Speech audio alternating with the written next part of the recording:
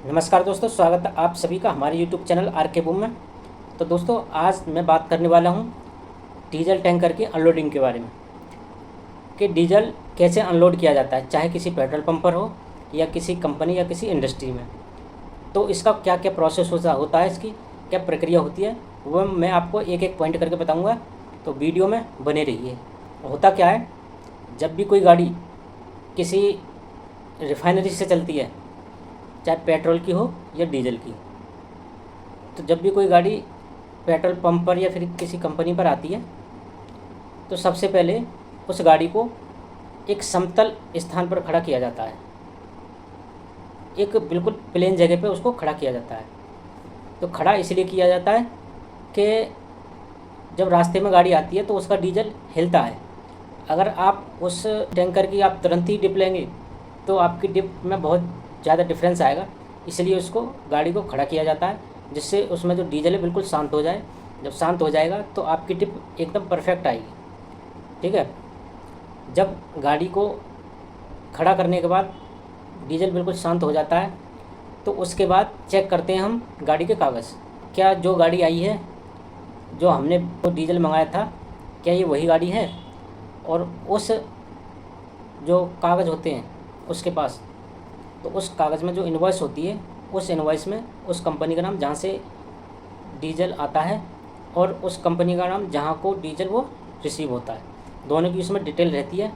और उसमें डेंसिटी भी लिखी हुई होती है। जहाँ से वो चलती है गाड़ी चलेगी तो वहाँ का डेंसिटी होगा और वहाँ का टेम्परेचर होता है।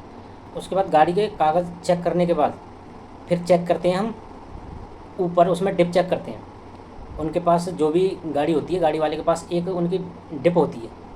उस डिप पर उसकी पूरी लंबाई चेक करते हैं कि ये जो डिप है ये पूरी परफेक्ट है, फुल लंबाई। और उस पर गाड़ी नंबर भी लिखा होता है। कई बार क्या होता है कि किसी दूसरी गाड़ी की डिप ला करके उससे डिप ले लेते हैं, उससे दिक्कत हो जाती है। तो उस डिप पर गाड़ी का नंबर देखा जाता है कि क्या ये वही गाड़ी है। नंबर चेक करने के बाद फिर उसमें लगाते हैं हम डिप, जो पेस्ट आता है डिप में, जो नीचे पेस्ट लगाते हैं डिप के सबसे नीचे। तो वो पेस्ट क्या करता है, डीजल में अगर पानी होगा तो उससे पता चल जाएगा कि डीजल में कितना पानी है। एक पेस्ट आता है जो कि पानी अगर होगा वो गुलाबी कलर का हो जाता है, रेड कलर एक तरह से आपका गुलाबी कलर का हो जाता है। और एक पेस्ट लगाते हैं ऊपर जहाँ हमको डिप चेक करनी होती है। ठीक है। तो डिप चेक करने के बाद फिर हम चेक करते हैं डेंसिटी। तो उसके लिए सबसे पहले हम टैंक के जो लीवर होते हैं, टैंक में अगर 4 अपार्टमेंट हैं, अलग अलग अपार्टमेंट होता है। अगर मान के चलिए कि 20,000 लीटर का टैंकर है, 20 KL का टैंकर है, तो उसमें 5-5 हज़ार के 4 अपार्टमेंट होते हैं। तो चारों के गाड़ी के पीछे से लीवर को गिरा करके फिर उसके बाद जो जहाँ से डीजल निकालते हैं वहाँ से सभी चारों अपार्टमेंट में से थोड़ा थोड़ा डीजल निकाल लेते हैं। एक उसमें आपका जो डेंसिटी के लिए बीकर आता है, तो उसमें डीजल को डाल लेते हैं। उसके बाद उसमें हाइड्रोमीटर से चेक करते हैं उसकी डेंसिटी, और उसका चेक करते हैं टेम्परेचर कि कितना टेम्परेचर है। जो गाड़ी के साथ आती है, जो इनवॉइस में डेंसिटी और टेम्परेचर आता है, वो रिफाइनरी से निकलता है। वो 15 डिग्री सेल्सियस का टेम्परेचर होता है और डेंसिटी उसके अनुसार होती है। और वो हो गया आपका रिफाइनरी का, जो जहाँ से गाड़ी आई है वहाँ का। उसके बाद हम अपना चेक करते हैं। तो हम चेक करेंगे हाइड्रोमीटर से, डेंसिटी चेक करेंगे और टेम्परेचर से। हमारे टेम्परेचर पे कितना डेंसिटी आई है उसको हम डेंसिटी चार्ट में देखते हैं, और कितना फिर उसके बाद हम डिफरेंस निकालते हैं कि कितना डिफरेंस आता है।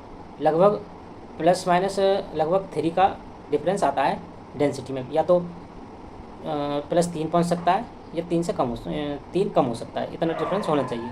ठीक है। अब क्या होता है, डेंसिटी चेक करने के बाद अब करते हैं हम डीजल की अनलोडिंग पाइप द्वारा। तो सबसे पहले गाड़ी में एक अर्थिंग लगाई जाती है। तो जब गाड़ी हमारी चलती है, रास्ते में चल के आती है, जो डीजल होता है, तो डीजल टैंकर के अंदर का जो सरफेस होता है उससे रगड़ खाता है। ठीक है। तो उसमें स्टैटिक एनर्जी बन जाती है। तो उस स्टैटिक एनर्जी को ख़त्म करने के लिए उसमें अर्थिंग लगाया जाता है, उसको ग्राउंड करते हैं, जिससे कोई अर्थिंग से जो स्टैटिक एनर्जी है उससे स्पार्क ना हो। अगर स्पार्क हो गया तो आग भी लग सकती है। तो इस कारण से हम अर्थिंग करते हैं। उसके बाद डीजल को हम अपने टैंकर में जो आपका या तो बड़े बड़े जो अंडरग्राउंड यूजी टैंक होते हैं, काफ़ी जैसे 20 KL का हो गया, 55 KL का, 35 KL का, ये होते हैं, ये अंडरग्राउंड होते हैं। तो उसमें हम से कनेक्ट करके उसमें डाल लेते हैं डीजल को। तो उसके लिए एक तो होता है तो इसमें अलग अलग अपार्टमेंट जितने आपको चाहिए, 5,000 चाहिए, 10,000, 15,000, 20,000, तो उसमें से आप निकाल सकते हैं। तो अगर आपके पास कैंटो ऑयल मीटर है तो उससे भी पता लग सकता है कि आप कितना डीजल ले चुके हैं। ठीक है, तो इस तरह से डीजल की अनलोडिंग की जाती है। तो दोस्तों वीडियो पसंद आई हो तो लाइक करो, चैनल को सब्सक्राइब करो। मिलते हैं अगली वीडियो में।